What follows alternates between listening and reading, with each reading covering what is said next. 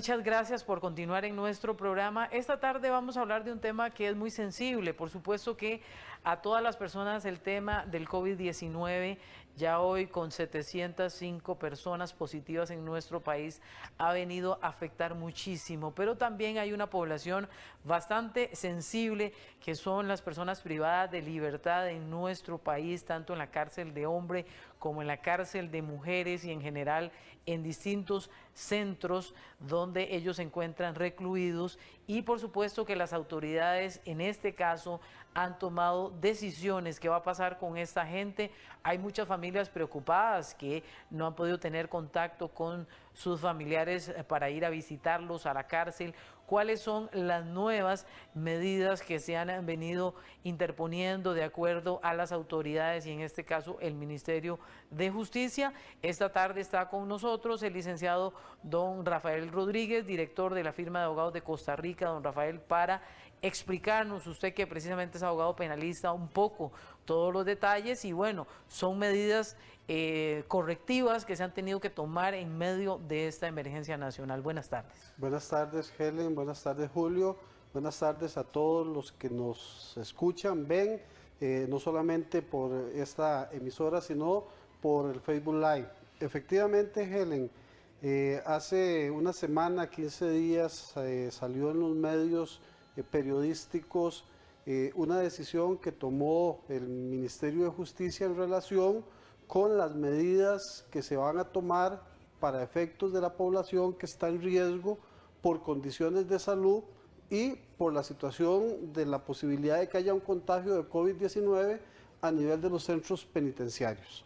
Tenemos que saber que con mucha probabilidad es un tema que de la forma en que se publicitó generó pues algunas dudas en la población de qué era lo que estaba pasando, porque algunos medios indicaron que se iban a dejar en libertad, privados de libertad o a reos bajo las condiciones de la pandemia. Y esto es una información que se dio mal y que llegó mal, precisamente mal informada por muchas veces la forma en que se trata de establecer a nivel de prensa ello. Tenemos que considerar que en nuestro país tenemos casi 14.000 privados de libertad. Esto representa la existencia de 14.000 familias que están en contacto con estos privados de libertad y que los visitan en todos los centros penitenciarios y además de eso que hay condiciones de hacinamiento y condiciones de salubridad que no son óptimas en una situación en que se dé la posibilidad de la existencia de un privado de libertad contagiado. Entonces se tenían que tomar decisiones a nivel de salud. Ya el Instituto Nacional de Criminología, cuando se dio la situación de la emergencia y la primera decisión que tomó fue tratar de hacer valoraciones de carácter extraordinario para situaciones especiales, mujeres embarazadas, con niños que están en prisión y algunas condiciones especiales. Eso fue lo que se dijo. Vamos a hacer una valoración, vamos a determinar si la persona cumple con los medios requeridos para poder generar un cambio de la modalidad de prisión cerrada a que se fuera a un medio más abierto o inclusive hasta su casa de manera temporal. Ante esta decisión que toma el Instituto Nacional de Criminología, la Defensa Pública presenta una medida correctiva ante los jueces de ejecución de la pena para indicar de que no solamente están en riesgo mujeres embarazadas, sino que hay otro tipo de personas privadas de libertad que también son un riesgo. Mayores de edad, tenemos un centro de adultos mayores detenidos, personas con diferentes condiciones de salud que están siendo objeto de atención en los centros penales y entonces la defensa pública le pide a los jueces que ellos prevean de que el instituto no solamente haga estas valoraciones para las mujeres embarazadas, sino que se haga un estudio y que se determine de que hay más personas en riesgo por condiciones de salud. Entonces los jueces de ejecución toman esta decisión y mediante una medida correctiva le ordenan a Criminología que haga un estudio más abierto y que se tome esa consideración. Pero no es que se está dejando en libertad a las personas, sino de que se les está cambiando la modalidad de manera temporal mientras pasa la crisis y con algunas condiciones que se dan, Helen. Ok, don Rafa, tal vez si usted nos explica más en detalle, porque me gustaría bajo qué condiciones. Obviamente vemos adultos mayores embarazadas, personas con cáncer, personas inclusive con tuberculosis, que hay varios casos en las diferentes cárceles, hay personas hipertensas con problemas del corazón, o sea, en términos generales la población que se encuentra en la cárcel, probablemente por su misma condición, en la cual se encuentran muchos hace algunos años, tendrán problemas de enfermedades crónicas mucho mayores. ¿Qué debe hacer una persona privada de libertad para poder de alguna manera optar por este beneficio temporal mientras pasa la pandemia? Sí, Helen, tenemos que comprender que nuestro sistema penitenciario en el cumplimiento de la pena es un sistema progresivo. Esto quiere decir que una vez que una persona es sentenciada, se pone a la orden del Instituto Nacional de Criminología y adaptación social, mediante los programas que tiene de adaptación, genera la posibilidad de ir dando en la gente la oportunidad de avanzar de un centro cerrado a un centro semi-institucional o a centros abiertos.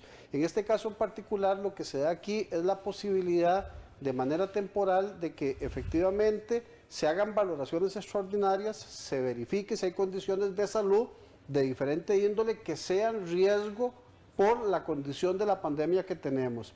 Estas valoraciones conllevan no solamente a verificar esa situación de riesgo, sino también el tipo de hecho delictivo, o sea, la condición de la persona. Si es un privado de libertad de alto riesgo, de peligrosidad, pues no se va a tomar la medida, sino que se puede tomar una medida a lo interno de aislamiento y no considerar de que porque ya X persona tiene esta condición de salud, va automáticamente a ser objeto del cambio de esa modalidad que se está dando. En este caso en particular, Helen, tenemos muchas condiciones y lo primero que hay que hacer es valorar. Es un criterio técnico de salud y después un criterio técnico en la condición del hecho delictivo y de las condiciones. Y después se tiene que valorar si cuenta con un arraigo familiar, con un arraigo domiciliar y hasta la posibilidad de un arraigo laboral, que en estos momentos pues eso no se valora porque estamos con un problema de eso, pero sí es que tenga un domicilio a donde residir y a donde esté. Y como es temporal, en el momento en que se quite la disposición de salud de que ya no es un riesgo para la población estar dentro del centro penitenciario, pues se tendrá que devolver al centro penitenciario una vez cumplida esta situación. Si no se devuelve, se genera lo que se llama una fuga del centro penitenciario y se ordena su captura. Pero no creamos que lo que se está dando es una libertad sin ningún tipo de control, sino que es una situación por condiciones humanitarias en donde se valoran diferentes condiciones por los especialistas de adaptación social para que esta persona efectivamente no tenga un problema de salud dentro de la prisión y que no sea un problema de salud no solamente para él, sino para sus familiares, para el personal del Ministerio de Justicia, la gente que trabaja en adaptación social, que puede verse afectada por un contagio que va a generar, inclusive en estudios se ha dicho, de que una persona contagiada a nivel penitenciario puede tener 6 veces más la posibilidad de contagiar gente que hacia lo externo. Entonces, lo que se pretende es que no se nos dé una situación que sea inmanejable e incontrolable a nivel penitenciario. Bueno, recordemos que en nuestro país, don Rafa, las cárceles están a hacinamiento total, o sea, es increíble la gran cantidad de personas. Vemos como en las celdas, inclusive cuando uno como periodista va a grabar, usted se queda a veces asustado de ver en las condiciones en las que a veces dolorosamente viven. Y hay algo que a mí sobre todo me preocupa también, la gran cantidad de personas que tienen un familiar, porque en esto yo quiero ser muy clara. Hay gente que es muy buena para señalar y decir y criticar y hacer, como decimos popularmente, don Rafa, feo y criticar y decimos hacer leña del árbol caído. Y lastimosamente hay mucha gente que está afuera, que tiene familiares en la cárcel, que también están sufriendo porque no pueden ir a ver a sus familiares. Entonces, don Rafa, aquí hay un doble problema, tanto el hacinamiento que está, como el riesgo que puede traer de una persona de afuera, un familiar que venga a contagiar a la gente adentro. Helen, las medidas de salud pública que se están dando son para todos. Es difícil escuchar y es difícil decir que estas medidas se están tomando por una razón humanitaria, porque los mismos organismos de derechos humanos han indicado que se tienen que tomar medidas con los privados de libertad. ¿Por qué? Bueno, el único derecho que pierde un privado de libertad es el libre tránsito. Todos los demás derechos se mantienen, incluyendo el de la vida y el de la salud, que es lo que en estos momentos se está privando. Entonces, sí, la gente se cuestiona, bueno, es que la persona que está en la cárcel no pensó en violentarle el derecho a quien mató, a quien violó, a quien le quitó algo. En eso estamos claros. Pero en esta condición especial se tiene que velar porque el privado de libertad también se le respeten esos derechos. Ahora, es una cuestión de salud. Si nosotros tenemos un problema de contagio a nivel penitenciario, no solamente se está poniendo en riesgo la salud de los privados de libertad, sino que se está poniendo en riesgo la salud de los funcionarios y de la gente a lo exterior. ¿Por qué? Bueno, hoy día están prohibidas las visitas carcelarias. Tienen más de un mes los privados de libertad de no tener una visita carcelaria y ellos han aceptado esto precisamente por la salud de ellos y por la salud de la familia y por la salud de todos. Entonces, aquí hay que tomar medidas y estas fueron parte de las medidas que se tomaron, no solamente a nivel de Costa Rica, sino que se dieron liberaciones a nivel de Estados Unidos, a nivel de algunos países de Europa y a nivel de América Latina en general. No es que Costa Rica ha dejado en libertad a la gente, sino que se tomaron medidas para hacer valoraciones y valorar si efectivamente hay alguna población que requiera esta condición y que tenga que salir a un cumplimiento diferente. Entonces, no es una cuestión solamente de pensar en que como es un privado de libertad y cometió un hecho delictivo, entonces tiene que asumir la consecuencia de ese hecho. Bueno, no, comprendemos la situación de las víctimas, pero también comprendamos que esta es una cuestión en donde a Costa Rica se le generan instrucciones de parte de los organismos internacionales y nosotros tenemos que velar también por el cumplimiento de los derechos humanos de todas las personas con independencia de si es quien cometió un hecho delictivo o si es la persona objeto o víctima de ese hecho delictivo. Pero veamos que es una situación excepcional y temporal. Perfecto, nos vamos a ir a la pausa comercial y ya regresamos para continuar hablando de este tema. Ya volvemos. Somos la firma de abogados, su firma de confianza, dirigido por el licenciado Rafael Rodríguez Salazar, donde brinda los servicios de abogacía y notariado. Nos especializamos en asuntos penales, laborales y de familia, así como asesoría empresarial. Estamos ubicados en San Pedro, Rotonda y Condominio La Bandera. Llámenos al 2224-5096 o escríbanos consulta@lafirmadeabogadoscr.com o visite nuestra página www.lafirmadeabogadoscr.com.